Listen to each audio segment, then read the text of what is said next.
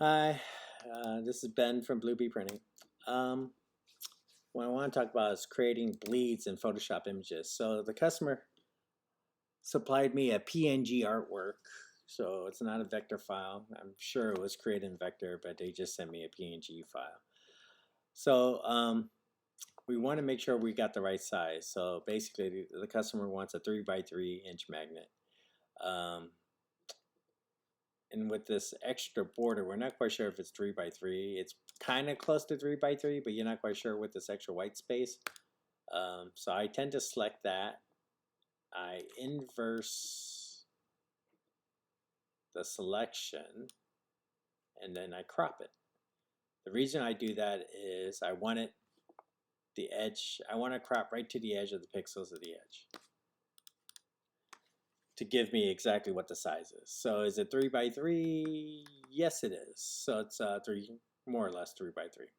So we know this image is perfect to where the trim is. So the customer wants a 3x3 inch circle. But if I trim it like this without the bleeds, it's going to show or it might offcut by a few pixels, and it'll show a white edge around the purple or on by the turkey, or it's going to be off a little bit. We create the bleeds so we compensate when the cut is off a little bit. So we're gonna start on creating the bleeds. What I tend to do is expand the canvas. So we know this is 3x3, more or less, and I'm gonna expand the canvas to 3.2, and that should give us 0.1 on both sides of white space, and top and bottom, like that.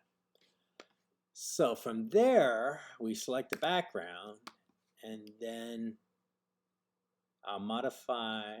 We select the background, and I want to expand the pixels by a couple pixels because you don't want it. It's right at the edge, and what we want to do is expand the pixels, probably about 2. That's what I about use.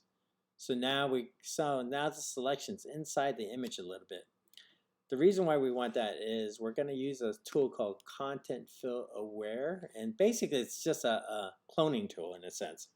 But basically, it's Photoshop these days is smart enough to figure out where you're trying to clone, and by expanding it just a little bit, it figures out that you want to clone from here and expand out to here, because that's where your expansion box is, your selection is.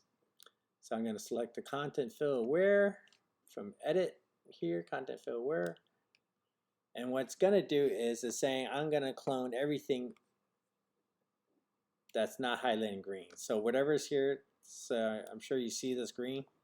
It's basically saying I won't create a clone, I won't clone this element. It's too far away. I don't know the math, but basically, if you could say that it clones maybe about a half an inch. It does some analysis around there, but if it wouldn't go this far in, and so on. So basically, from there you hit OK, and just to see what it looks like, you can hit OK. By default, you should just let it run and do its thing and see how much you have to clean up as far as around these edges. In this case, we're going to hit OK, and voila. See how I created a clone? It left a little bit this because I did something there, but we're going to undo it just to see what the default would happen, since I didn't, without doing the, oh yeah, so I'm going to remove all this just for the heck of it and see what happens. But overall, that first clone was pretty darn good. See? So it's got picking up more stuff, things that you don't need. So by default, it usually works pretty good. So we're going to try that again, but you get the idea.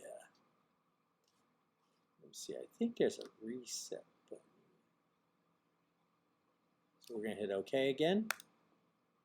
Oh, it shows you that preview, so it gives you an idea. So that's pretty close to where I want. So see how by not expanding to 2 extra pixels, this is where we're getting. So I made a mistake on that. So I'm going to go back, filter, expand 2 pixels, go back here, Content Fill Aware, and we should be okay. And if you wait it, you can see the preview here. And if you clone some of this stuff out, you can see what's going on. I think if I put this here, it will hide it. See how it changes when I change the letters here.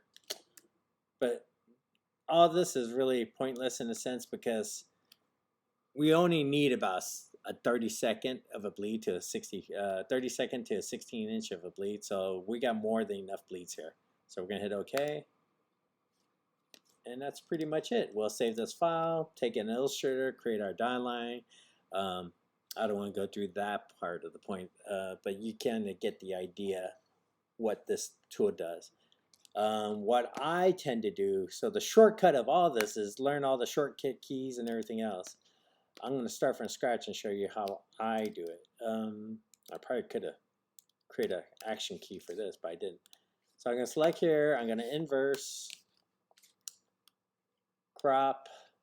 So I got my selection. I know it's a 3x3 from here. So from there, this is how I started. So we have these actions. Photoshop has actions, and you can basically create a script for all your movements and things like that, or your clicks, not movements, all your clicks and menus. So basically, I have one that creates the canvas, expands the size. So I'm gonna hit OK. So that's my action. So that creates the expansion. Then I'm gonna use my Magic Wand, click here, and then I have another action that does that expand and content fill where. Bam.